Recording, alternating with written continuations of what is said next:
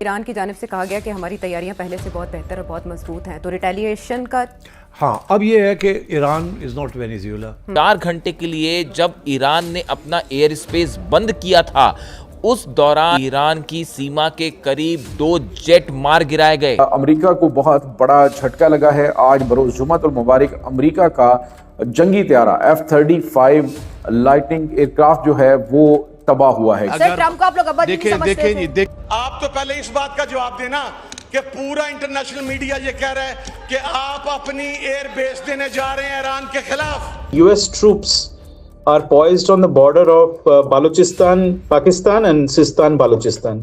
Sistan, Balochistan Iran में है, Balochistan Pakistan obviously Pakistan में है। उन्होंने जो वीज़ाज सस्पेंड किए हैं वो पाकिस्तान के किए हैं, भारत के नहीं किए हैं, तो इसी से आप समझ जाइए कि अमेरिका कितना पाकिस्तान का साथ दे रहा है। अमरीकी मीडिया ये दावा कर रहा है कि सदर डोनाल्ड ट्रंप ईरान के साथ एक तवील जंग के बजाय एक मुख्तसर मगर फैसला कुन जंग चाहते हैं, जबकि दूसरी तरफ आलमी बरादरी ट्रंप को इस हवाले से मुसलसल खबरदार कर रही है। जिस वक्त मेरे ख्याल है अभी ईरान के ऊपर जो अटैक की बात की जा रही है, अगर उसमें पाकिस्तान ने साथ ना दिया तो सभी के वीज़ा बंद हो जाएंगे। यकीन जानिए मेरा दिल दुख रहा है बतौर पाकिस्तानी कि जी ट्रंप तो हमारा है, और ट्रंप को तो ये नोबेल पीस प्राइज दिलाने के लिए भी उल्टे लटके हुए थे, लेकिन ऐसा कुछ भी नहीं हो पाया। अब जो बड़ा झटका अमेरिका को लगा है वो ये है कि खबरें ये आ रही है कि अमेरिका का F-35 जो एयरक्राफ्ट है वो नाज़रीन अचानक रडार से गायब हुआ है। मिडिल ईस्ट में टेंशन अब बहुत ज़्यादा बढ़ चुकी है।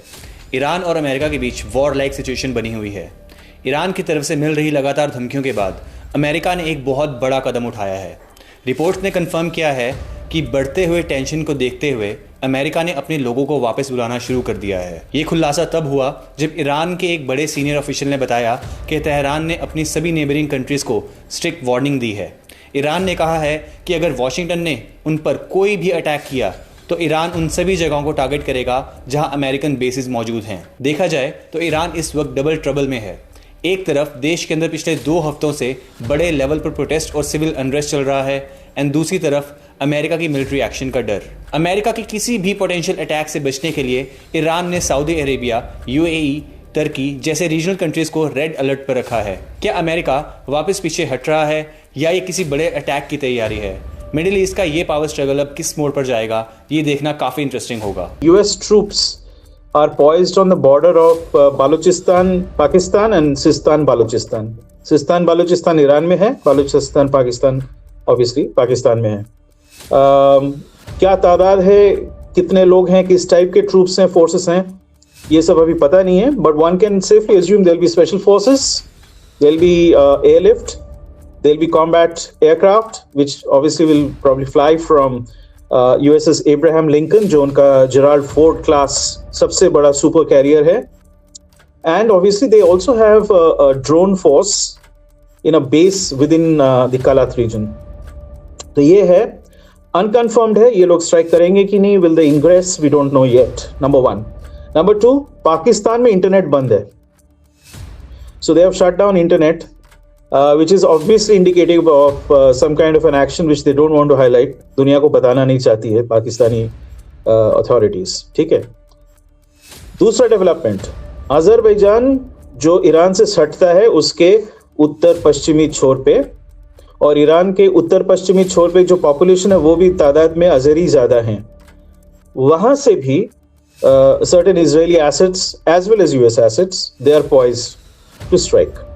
Now again, I can't confirm whether these are aerial assets only or there are specific ground forces or ground assault troops. These are 2 developments. Third, Iran के अंदर ये रिपोर्ट्स हैं कि ऑफिशियली बताया जा रहा है 2200 लोगों को मार दिया गया है in various forms of violence, clashes, direct clashes with the police, firings have happened. कुछ स्थानों पे IRGC के लोग भी उतरे हैं मैदान में, लेकिन अनकन्फर्म्ड रिपोर्ट्स जो मिल रही हैं मुझे from certain Iranian friends in the US जो ऑब्वियसली टच में थे, पिछले 2 दिन से टच में भी नहीं है किसी के, क्योंकि सब कुछ लॉकडाउन कर दिया गया ईरान में, कम्युनिकेशंस एंड सो ऑन, 10,000 से ऊपर चला गया है ना। ये गंभीर स्थिति है, ठीक है।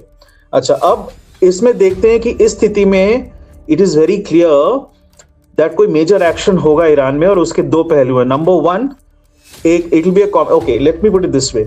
Number one, it will be a decapitation strike. Number two, it will be destruction of a significant military capacity. यानी सामरिक जो क्षमता है उसको ध्वस्त किया जाएगा. This may not be full-fledged invasion, जो काफी मेरे हिसाब से हास्यास्पद होगा. हास्यास्पद इसलिए क्योंकि ईरान का जो टेरिटरी है, it is much larger than Afghanistan and Iraq combined. और उन दो देशों को 20 साल से ऊपर लग गया था, इनको ठंडा भी नहीं कर पाए, फिर बाहर आ गए US और बाकी उसके allies. So I don't think the ground invasion is something they are considering. What they'll consider is a combination of Venezuela plus Operation Sindoor. यानी ऊपर के धरा को एकदम समाप्त कर दो, और जैसे ऑपरेशन सिंदूर में भारतवर्ष ने किया, जो ये लोग कभी एक्नॉलेज करते नहीं है बाहरी ताकतें, कि पाकिस्तान का जो सारा स्ट्राइक कैपेबिलिटी था उसको ध्वस्त कर दिया गया था, strike as well as defensive capacity. तो वो किया जाएगा ईरान के ऊपर. बात सिर्फ ईरान और अमेरिका की नहीं है. अगर ये टेंशन एक फुल स्केल वॉर में बदलती है तो इसका असर पूरी दुनिया पर पड़ेगा. एक्सपर्ट्स का मानना है कि ईरान अपने प्रॉक्सी ग्रुप्स को एक्टिव कर रहा है, जो लेबनान से लेकर यमन तक फैले हुए हैं. ईरान ने साफ कर दिया है कि जो भी देश अमेरिका को अपनी ज़मीन यूज़ करने देगा वो ईरान के टारगेट लिस्ट पर होगा. इस वजह से सऊदी अरेबिया और UAE जैसे कंट्रीज अब काफ़ी कॉशियस हो चुके हैं. वो नहीं चाहते कि दो देशों की लड़ाई में उनका नुकसान हो, क्योंकि मिडिल ईस्ट दुनिया का ऑयल हब है. अगर हॉर्मुज़ स्ट्रेट, जो एक मेजर शिपिंग रूट है, अगर वो ब्लॉक होता है तो क्रूड ऑयल की प्राइसेस स्काई रॉकेट कर जाएंगी. इसका सीधा असर इंडिया और बाकी दुनिया के पेट्रोल और डीजल प्राइसेस पर पड़ेगा. स्टॉक मार्केट में क्रैश का खतरा भी बढ़ जाएगा. तो बेसिकली ये सिर्फ एक मिलिट्री कॉन्फ्लिक्ट नहीं है, बल्कि एक ग्लोबल इकोनॉमिक क्राइसिस का ट्रिगर पॉइंट भी बन सकता है. डोनाल्ड ट्रंप का स्टैंड हमेशा से अमेरिका फर्स्ट का रहा है, लेकिन ईरान के केस में वो काफ़ी एग्रेसिव रहे हैं. क्या इवैक्यूएट करने का फैसला एक स्ट्रेटेजिक रिट्रीट है या फिर एक तूफान से आने के पहले की खामोशी है? इंटरनेशनल कम्युनिटी, खासकर UN, अभी डिप्लोमेटिक सोल्यूशन की कोशिश कर रहे हैं, लेकिन ग्राउंड रियलिटी काफ़ी रिस्की लग रही है. सिचुएशन हर घंटे बदल रही है. क्या आपको लगता है कि डिप्लोमेसी से, बातचीत करने से ये मामला सुलझ जाएगा, या फिर हमें एक नया वर्ल्ड वॉर देखने का मौका मिलेगा? आपके थॉट्स नीचे कमेंट सेक्शन में ज़रूर शेयर करें. अगर आपको वीडियो अच्छा लगा तो वीडियो को लाइक और चैनल सब्सक्राइब करना ना भूलना. जय हिंद.